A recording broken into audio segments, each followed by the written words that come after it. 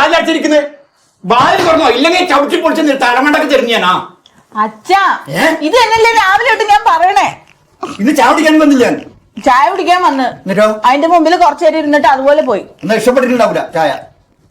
അച്ഛ അതല്ല, ഇതിപ്പോ എത്ര ദിവസമായി എന്തെങ്കിലും ചോദിച്ചാൽ മിണ്ടൂല. ഞാൻ അന്നേ പറഞ്ഞു വേണ്ട, വേറെ കുളത്തിൽ പോയി പോയണ്ടാന്ന്.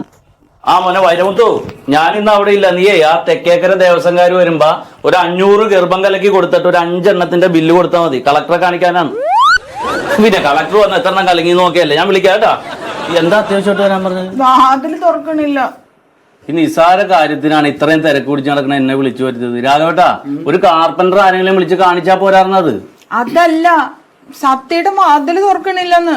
ഇവരിത് എന്തിന്റെ കേടാണ്? എന്താ ഇപ്പൊ ഉണ്ടായത്? അതിന് ഉള്ള പൈസക്ക് പോയിട്ട് ആ വയനാട്ടില് സ്ഥലം മേടിച്ച് അത് പ്രളയത്തിൽ ഒലിച്ചു പോയല്ല. അത് കഴിഞ്ഞ് പിന്നെ ബസ്സിന്റെ കാര്യം അറിഞ്ഞില്ലേ? ബസ് വാങ്ങണ സമയത്ത് അവൻ എന്നോട് വിളിച്ച് ആലോചിച്ച്. ഞാൻ അന്നേ പറഞ്ഞാണ് അറിയാൻ പാടില്ലാത്ത കാര്യത്തിന് നിൽക്കണ്ട, നമുക്ക് അറിഞ്ഞുകൂടാത്ത കാര്യത്തിന് നമ്മ പൊട്ടിപ്പോവും. വെറുതെ ഈർക്കിലി പടക്കത്തുമെന്ന് തുടങ്ങിയല്ലേ. ഞാൻ ഇന്ന് ആരാണ്? ഞാൻ കോടിപതിയാണ്. നമുക്ക് ഇതൊന്നും ഉണ്ടായിട്ടും സൗകര്യം ഉണ്ടായിട്ടും പറയണല്ല.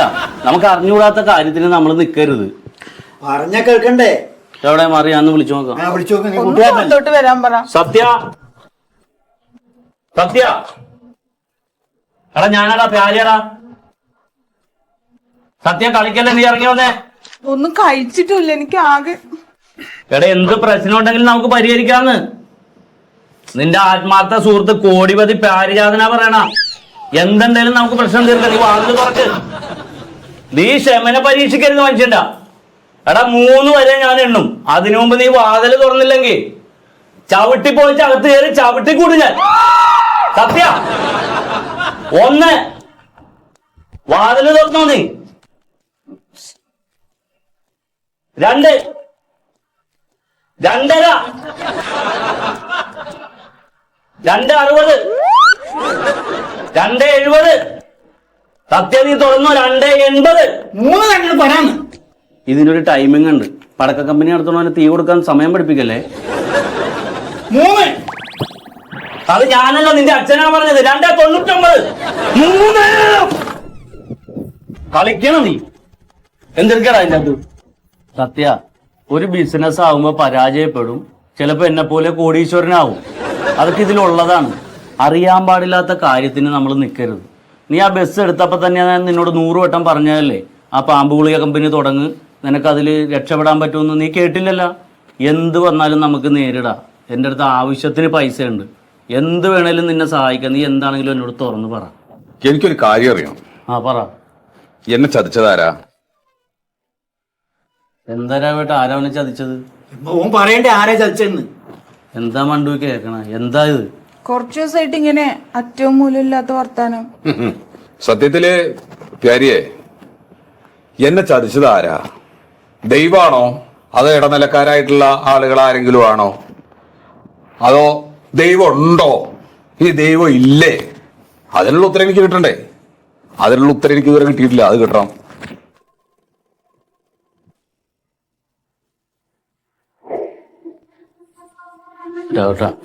ചോദിക്കണോണ്ടൊന്നും വിചാരിക്കരുത്. രാഘവേട്ടനോ അല്ല നിങ്ങളുടെ കുടുംബത്തിലെ ആർക്കെങ്കിലും മാനസികമായിട്ട് വല്ല പ്രശ്നം ഉണ്ടായിട്ടുണ്ടോ? ഇല്ല പേര് ആർക്കില്ല. ഉറപ്പാണോ? ഉറപ്പുണ്ട്. എന്തോ ഒരു കുഴപ്പം കാണിക്കുന്നുണ്ട്. ഇതെന്റെ സത്യനല്ല.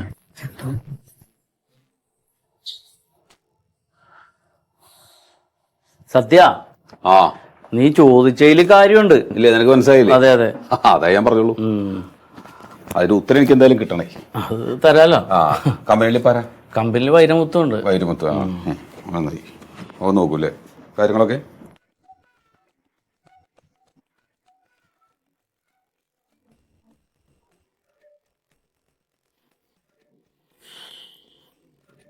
നമസ്കാരം, എല്ലാവർക്കും ഈ യോഗത്തിലേക്ക് സ്വാഗതം. നമ്മുടെ കെ കുട്ടപ്പൻ സ്മാരക വായനശാലയുടെ 38ാമത്തെ വാർഷികമാണ് ഈ കൊല്ലം നമ്മൾ ആഘോഷിക്കാൻ പോകുന്നത്. എല്ലാ വർഷവും നമ്മൾ ഗംഭീരമായിട്ട് ആഘോഷിക്കാറുണ്ട്. പക്ഷെ കാലങ്ങൾ മാറുന്തോറും ഇപ്പം നാട്ടിൽ നടന്നുകൊണ്ടിരിക്കുന്നത് ജാതിയുടെയും മതത്തിൻ്റെയും പേരിലെ മനുഷ്യത്വരഹിതമായ പ്രവർത്തികളാണ് നടന്നുകൊണ്ടിരിക്കുന്നത്. അപ്പോൾ മതപരമായ നമ്മുടെ സൗഹൃദം ഊട്ടിയുറപ്പിക്കുന്നതിനും ശാന്തിയും സമാധാനവും പുനഃസ്ഥാപിക്കുന്നതിനും വേണ്ടി ഈ വർഷത്തെ വാർഷികാഘോഷത്തിന് ഉദ്ഘാടകനായിട്ട് ബൈബിളും ഖുറാനും മഹാഭാരതം ഒക്കെ മനപ്പാടാക്കിയിട്ടുള്ള ഒരു മഹത് വ്യക്തി ആയിരിക്കണം എന്നാണ് പൊതുവെ ഒരു അഭിപ്രായം വന്നിട്ടുള്ളത്. അപ്പൊ അത് ആരായിരിക്കണം എന്ന് തീരുമാനിക്കാൻ വേണ്ടിയിട്ടാണ് ഇന്ന് നമ്മളെല്ലാവരും ഇവിടെ ഒത്തുചേർന്നിട്ടുള്ളത്. വായനയെക്കുറിച്ച് ആധികാരികമായി നമ്മളോട് സംസാരിക്കുന്നതിന് വേണ്ടി കോയ സാഹിബിനെ ആദരപൂർവ്വം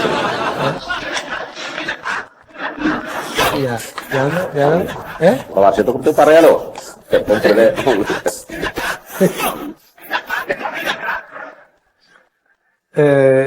ഇവിടെ ഇപ്പൊ ആരും ഇപ്പൊ നമ്മുടെ അന്യരൊന്നുമില്ല, എല്ലാതും നമ്മുടെ ആൾക്കാർ തന്നെയാണ്. അപ്പോ എന്താ പറയാ, നമ്മളിപ്പോ വായനശാലയുടെ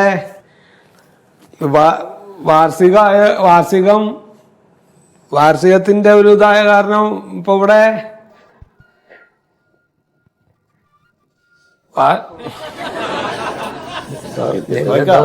വായനയെ കുറിച്ച് അല്ല, വായന പറഞ്ഞാല് ഇതിപ്പോ ഇവിടെ കണ്ടമാനം പുസ്തകങ്ങൾ ഇവിടെ ഉണ്ട്. ഇവിടെ 4 ഉറുപ്പ്യായിരുന്നു ഇവിടെ ആദ്യം ചേർന്ന സമയത്ത് ഉണ്ടായിരുന്നു. ഞങ്ങളൊക്കെ ഇവിടെ ചേർത്തിണ്ടായിരുന്നു. എന്റെ കായൊക്കെ ഇവിടെ കറക്റ്റായിട്ട് കൊടുക്കലുണ്ട്. അതേമാതിരി കായ് കൊടുക്കാത്ത ആൾക്കാരുടെ പുസ്തകം ഇവിടെ തിരിച്ചു കൊണ്ടാത്ത ആൾക്കാരുണ്ട്. ഞാൻ അങ്ങനെ എടുത്തുകൊണ്ട് പോകാത്ത കാരണം പിന്നെ അങ്ങനെ എന്നെ കുറിച്ച് അങ്ങനെ പരാതിയില്ല. പുസ്തകമൊക്കെ അങ്ങനെ കൊണ്ടുപോയി വെച്ചു. പിന്നെ പുസ്തകങ്ങളെ കുറിച്ച് പിന്നെ നല്ല നല്ല പുസ്തകങ്ങളാണ്. അത് ഇവിടെ വന്ന എല്ലാവർക്കും അറിയാം. എല്ലാതും ഗംഭീര പുസ്തകം. ഈ അട്ടിക്കാണ് ഓരോ പുസ്തകങ്ങള്. അമാരിക്ക് അതിന്റെ ചട്ടയൊക്കെ കാണണം. എന്തൊരു വൃത്തിയും ഭംഗിയുള്ള ഓരോ നല്ല ചട്ടമുള്ള പുസ്തകങ്ങൾ, നല്ല പുസ്തകങ്ങളാണ്. അപ്പൊ അതല്ലല്ലോ നമ്മുടെ ഇപ്പൊ പറയാനുള്ള കാര്യം. അതല്ല, ഈ വായനശാലയുടെ വാർഷികത്തിന്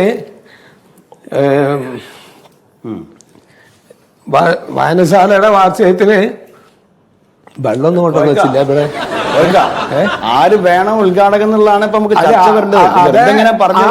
അത് ആരെങ്കിലും വേണല്ലോ, ആരെങ്കിലും ഇല്ലാണ്ട് എങ്ങനെയാണ്? നിങ്ങളുടെ അഭിപ്രായത്തിലുള്ള ഒരാളെ പറഞ്ഞോളൂ. ഞാൻ എന്റെ അഭിപ്രായത്തിൽ ഇപ്പൊ ഈ എല്ലാതും സാഹിത്യമായിട്ട് ബന്ധപ്പെട്ട അതെ, അങ്ങനെ ആരെങ്കിലും നല്ലതാണ്. സാഹിത്യം ആയിക്കോട്ടെ, സാഹിത്യം നല്ല അറിയപ്പെടുന്ന ഒരു സാഹിത്യകാരൻ ഉള്ള ഒരു മമ്മൂട്ടീനെ വിളിക്കാലോ. നിങ്ങൾ എന്ത് വർത്തനം അറിയണ ആളല്ലേ, എല്ലാവർക്കും അറിയണ ആളല്ലേ. മമ്മൂട്ടി സാഹിത്യകാരനാ, സിനിമ നടനല്ലേ? സിനിമ മൂപ്പരൊക്കെ നിങ്ങൾ വിളിക്കുമ്പോഴേക്ക് വരാൻ നിൽക്കുക. നമ്മളെ ഈ ലോക്കൽ ലൈബ്രറിന്റെ വാർഷികത്തിന് വരില്ല. നല്ലൊരു കാര്യല്ലേ. വേറെ എന്തെങ്കിലും പരികോയ്ക്കാൻ നിങ്ങള് അല്ല, ഞാൻ നേരത്തെ പറഞ്ഞല്ലോ, നമ്മൾ ഈ ബൈബിളും ഖുറാനും മഹാഭാരതമൊക്കെ അറിയുന്ന ഒരാൾ നല്ല പ്രാസംഗികനാണ് നമ്മൾ ഉദ്ദേശിക്കണല്ലോ. ഇതൊക്കെ പാടെ അറിയണവരപ്പോ എവിടുന്ന? അല്ല, അങ്ങനെയുള്ള പണ്ഡിതന്മാരുണ്ടല്ലോ, പ്രാസംഗികര്. അങ്ങനെ സുധേട്ടാ, നിങ്ങളെ അറിവിൽ ആരെങ്കിലും ഉണ്ടെങ്കിൽ അത് പറയും. അല്ല, എന്നാ പിന്നെ അങ്ങനെ വെച്ചാൽ എന്റെ അഭിപ്രായത്തിൽ ഞാൻ പറയാം, നല്ല 1-ാം തരം പ്രാസംഗികനാണ് സമദാനി. എന്താ കുഴപ്പോ? സമദാനി ഒന്നും വരില്ല, അയാൾക്ക് തിരക്കുള്ള മനുഷ്യനാണ്. ഇക്ക് അറിയണ ആൾക്കാരനല്ലേ ഇപ്പൊ ഇക്ക് പറയാൻ പറ്റുള്ളൂ. എന്താ ഇത് പറയണത്? അതെ, നമുക്ക് ഇരുന്ന് ഡിസ്കസ് ചെയ്യാം. അല്ല, അങ്ങനെയാണെങ്കിൽ എന്റെ അറിവിൽ ഒരാളുണ്ട്, ഫാദർ ജോസഫ് പട്ടപ്പാറ. നല്ല പ്രാസംഗികൻ, തൃശ്ശൂരിലാണല്ലേ? അതെ അതെ. 3 മതഗ്രന്ഥങ്ങളെ കുറിച്ചിട്ട് നല്ല പാണ്ഡിത്യമുണ്ട്. ഒരു 1.5 മണിക്കൂർ പ്രസംഗിക്കും. അത് ശരി. എന്താ പണി മൂപ്പർക്ക്? നല്ല പ്രാസംഗികനാണ്, ക്ലാസ് എടുക്കാൻ പോകുന്ന ആളാണ്. അതെ അതെ. അല്ല, വരാ ഒഴിവുണ്ടോ? അല്ല, അതാണ് നമ്മൾ മുൻകൂട്ടി തീരുമാനിക്കുന്നത്. നമുക്ക് അദ്ദേഹത്തെ എന്താ സുമേഷ് ഏട്ടാ? അതൊന്നും വേണ്ട. അതിനേക്കാളും നന്നായിട്ട് പ്രസംഗിക്കുന്ന ഒരാളുണ്ട്. സ്നേഹാനന്ദ സ്വാമി. അയാൾ പുസ്തകം എഴുതിയിട്ടുണ്ടോ സുമേഷേട്ടാ? അതിവിടെ വരുമ്പോ ചോദിക്കാലോ. ഇപ്പൊ അതിന് വേണ്ടിയിട്ട് മൂപ്പറിനെ ഇതുവരെ വിളിച്ചു വരുത്തണോ? അതിന് ശരിയല്ല, അതിന് നല്ലത് ഫാദർ. അതും വേണ്ട. ഇതൊരു ലൈബ്രറിയാണ്. അതെ, അതാ ഞാൻ പറയുന്നത്. അപ്പൊ നമ്മൾ ലൈബ്രറിക്ക് അനുസരിച്ചാണെങ്കിൽ ഫാദറെ കൊണ്ടുവരണം. സാഹിത്യകാരന്മാര് വേറെയില്ലേ? ഓരോരെങ്കിലും താനിപ്പോ പറഞ്ഞെന്താ, എല്ലാം കൂടി അറിയുന്ന ആൾക്കാർ വേണമെന്നുള്ള. അതുകൊണ്ടാണ് ഞാൻ പറഞ്ഞത് ഫാദർ മതി.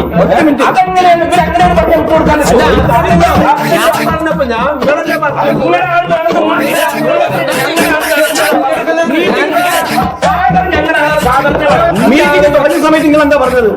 നാട് മുഴുവൻ ഇങ്ങനെ മതങ്ങൾ തമ്മിൽ ഭയങ്കര അടി നടക്കുകയാണ്, ഇവിടെ മാത്രമാണ് അതില്ലാത്ത. ഇവിടെ ഇപ്പൊ എന്താ നടക്കണത്? എന്താ നടക്കണത്? ഇവിടെ കുട്ടികളിയാണ്. ഒരു ലൈബ്രറിന്റെ വാർഷികത്തിന് ചർച്ച നടക്കണത്. അതിനിടയ്ക്ക് മതങ്ങളെ കൊണ്ടിട്ടാണ് പറയിപ്പിക്കണ്ട. എന്നപ്പോ ഇതൊക്കെ പോട്ടെ, സമാധാനം തന്നെ ആക്കിയാലോ. വയസ്സിന് മൂത്താണ് ഞാൻ നോക്കൂല കേട്ടോ. മുഖത്തിന് കൈയെടുക്കൂല, ഞാൻ പറഞ്ഞുതരാം.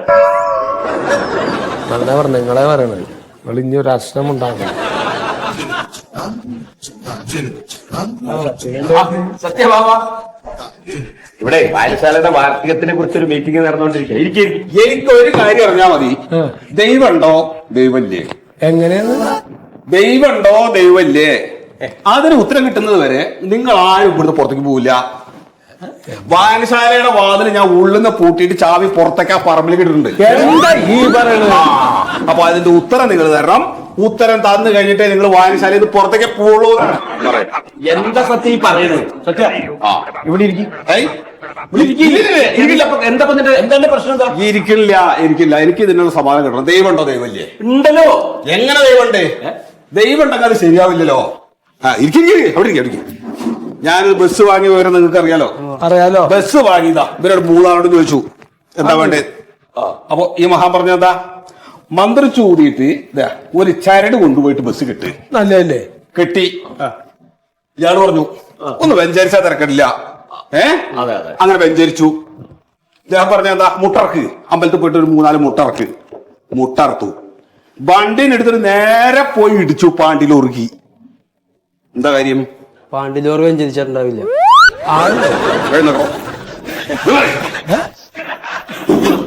അപ്പൊ ദൈവമുണ്ടോ ദൈവമില്ലേ? അതെ.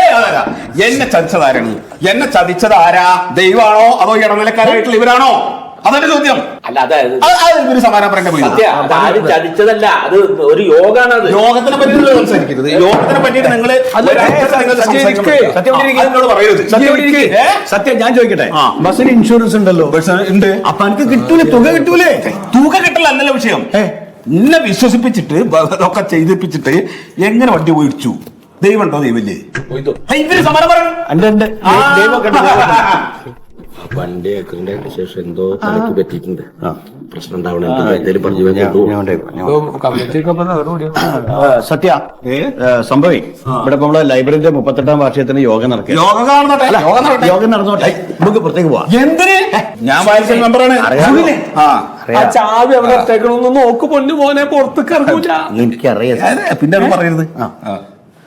സത്യേട്ടാ, വായനശാല ചാവിയോടെ ചെയ്യണം. ചാവിന്റെ അടുത്ത് തരില്ല. ഞാന് കയ്യിലുണ്ടോ? കയ്യിലില്ല. എനിക്കൊരു സമാധാനം പറയണം. അന്റെ ചോദ്യത്തിന് ഉത്തരം തരാൻ വാർഷികം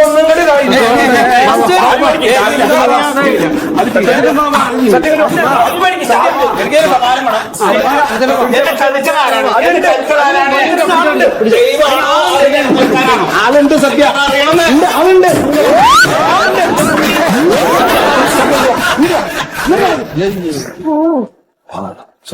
ഇതിപ്പോ നമ്മള് പറഞ്ഞു കേട്ട മാതിരി ഒന്നും അല്ലല്ലോ സുഖത. വല്ലാണ്ട് മൂത്ത് വെക്കണല്ലോ. ഓർക്കാപ്പുറത്ത് ഉള്ള സമ്പാദ്യം മുഴുവൻ പോയപ്പോഴേ ഓവറായതാണോ? ഇനിയിപ്പൊ നമുക്കൊരു കാര്യം ചെയ്താലോ? സമദാനി തന്നെ ആക്കിയാലോ? വേണ്ട.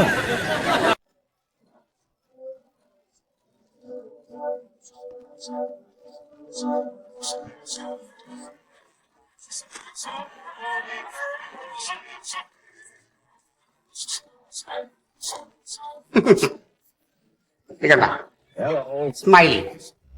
പ്രശ്നങ്ങളെ ചിരിച്ചുകൊണ്ട് അങ്ങ് നേരിടുക. ഒരു പ്രശ്നമില്ല. അപ്പോ ദൈവം ഉണ്ടോ എന്നുള്ള സംശയമാണ് അയാളുടെ പ്രശ്നം, അല്ലേ? ഞാൻ അതിനുള്ള പരിഹാരം ഞാൻ അയാൾക്ക് പറഞ്ഞു കൊടുത്തോളാം.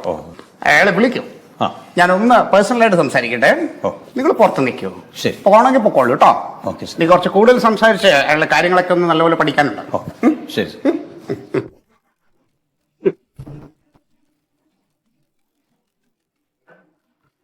ദൈവം ഉണ്ടോ?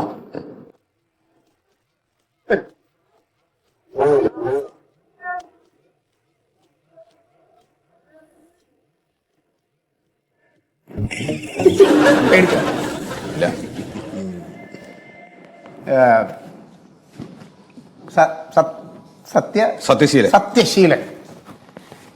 ദൈവം ഉണ്ടോ എന്നുള്ളൊരു വലിയ സംശയം ഉള്ളിൽ കിടന്ന് ഇങ്ങനെ മറിയുകയാണ്, അല്ലേ? എന്റെ ആകെയുള്ള സംശയം സാറേ, ദൈവം ഉണ്ടോ ദൈവം ഇല്ലേ എന്നുള്ളതാണ്. ഉണ്ട് എന്നുള്ളതിന് ചില തെളിവുകളുണ്ട്. എന്താണ്? ഞാൻ നല്ല ഒരു ദൈവവിശ്വാസിയായിരുന്നു. ദൈവത്തിൽ അടിയുറച്ച് വിശ്വസിക്കുന്ന ആളായിരുന്നു. ഞാനിപ്പോ കുത്തുപാടെടുത്ത് നിൽക്കുകയാണ്. കാരണം ദൈവം ഉള്ളത് കൊണ്ടാണ് എനിക്ക് ചതി പറ്റിയത്. ദൈവം ചതിച്ചു? ദൈവം ചതിച്ചു ഞാൻ പറയില്ല. എന്നെ ചതിച്ചത് ദൈവമാണോ അതോ ഈ ഇടനിലക്കാരായിട്ടുള്ള ആളുകളാണോ എന്നുള്ളതാണ് എന്റെ ഡൗട്ട്.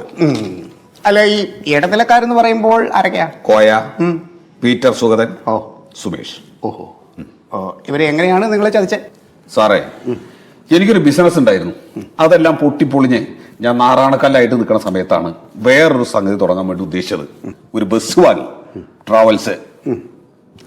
ബസ് ഓടാൻ വേണ്ടി തുടങ്ങിയ സമയത്ത് ഞാൻ എന്റെ ഈ 3 ത്രിമൂർത്തികളുണ്ടല്ലോ, അവര് പറഞ്ഞതനുസരിച്ച് അമ്പലങ്ങളില്, ചർച്ചില്, പള്ളിയില് ഞാൻ വഴിപാടുകൾ ചെയ്തു. ബസ് എടുത്ത് നേരെ അങ്ങോട്ട് നീങ്ങിയതും ഒരു വണ്ടിലോറി വന്ന ഒറ്റയിടി. ഈ ദൈവങ്ങൾ എവിടെയിരുന്നു? എന്നെ ചതിച്ചത് ദൈവങ്ങളാണോ അതോ ഈ ഇടനിലക്കാരായിട്ടുള്ള ആളുകളാണോ എന്നുള്ളതാണ് എന്റെ സംശയം. ഈ ദൈവമുണ്ടോ എന്നുള്ള ചോദ്യം ഉന്നയിക്കുന്ന ലോകത്തിലെ ആദ്യത്തെ വ്യക്തി അല്ല സത്യശീലൻ. ഇത് ലോകമുണ്ടായ കാലം മുതൽ എല്ലാവരുടെയും ഉള്ളിൽ ഇങ്ങനെ തിളച്ചുകൊണ്ടിരിക്കുന്ന ഒരു സംശയമാണ്, ദൈവമുണ്ടോ ഇല്ലയോ എന്നുള്ളത്. ഞാൻ പറയുന്നത് കിട്ടുന്നുണ്ടല്ലോ? എനിക്ക് നിങ്ങളോട് പറയാനുള്ളത് ദൈവം ഉണ്ട് എന്നുള്ളതാണ്. ഒരു ശക്തി ഉണ്ട്, ആ ശക്തിയിൽ നമ്മൾ വിശ്വസിക്കുക, ദൈവത്തെ മുറുക്കെ പിടിക്കുക. ഞാൻ 10ാം ക്ലാസ് 2 വട്ടം തോറ്റു. 3ാമത്തെ പ്രാവശ്യമാണ് ഞാൻ 10ാം ക്ലാസ് പാസ്സായത്. എന്നിട്ട് ഞാൻ ഡോക്ടറായില്ല. എന്റെ കാരണം എന്താണ്? ഞാൻ ദൈവത്തെ വിശ്വസിച്ചു, ദൈവത്തെ മുറുക്കെ പിടിച്ചു.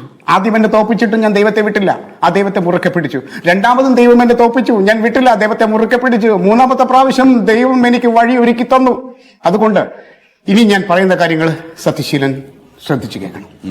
ഞാനിപ്പോ ഒരു സൈക്കാട്രിസ്റ്റ് അല്ല, ഞാനൊരു സുഹൃത്ത്, അല്ലെങ്കിൽ നിങ്ങളെ ഒരു സഹോദരൻ, അല്ലെങ്കിൽ ഒരു ബ്രദറായിട്ട് തന്നെ കാണാം. ദൈവമുണ്ട്. സത്യശീല, ദൈവത്തെ മാത്രം വിശ്വസിച്ചുകൊണ്ട് മുന്നോട്ട് പോകുക. നിങ്ങൾക്ക് നല്ലത് വരുമ്പോൾ ദൈവത്തെ വിശ്വസിക്കുകയും മോശം വരുമ്പോൾ ദൈവത്തെ തള്ളി പറയരുത്. മോശം വരുമ്പോഴും ദൈവത്തെ കൈവിടാതെ ദൈവത്തിൽ വിശ്വസിച്ച് മുന്നോട്ട് പോയാൽ ദുർഘടഘട്ടങ്ങൾ, പരീക്ഷണം വരുമ്പോഴും നിങ്ങൾ ദൈവത്തെ കൈവിടാതെ മുന്നോട്ട് പോകുക. ദൈവം നിങ്ങളെ കൈവിടില്ല. നിങ്ങൾ വിശ്വസിപ്പിൻ, ദൈവമുണ്ട്, ദൈവമുണ്ട്. നിങ്ങൾക്ക് പുതിയ വഴികൾ തുറന്നു തരും ഈ ദൈവം. നിങ്ങൾക്ക് അതിലൂടെ സഞ്ചരിക്കാം. ആ പാതയിലൂടെ നിങ്ങൾക്ക് സഞ്ചരിച്ച് നിങ്ങൾക്ക് വിജയത്തിലേക്ക് പോകാം. വലിയ വലിയ സാമ്രാജ്യങ്ങൾ നിങ്ങൾക്ക് പടുത്തുയർത്താൻ പറ്റും. ദൈവമുണ്ട്, ദൈവമുണ്ട്, ദൈവമുണ്ട്. സത്യമാണ്, ഇത് സത്യമാണ്.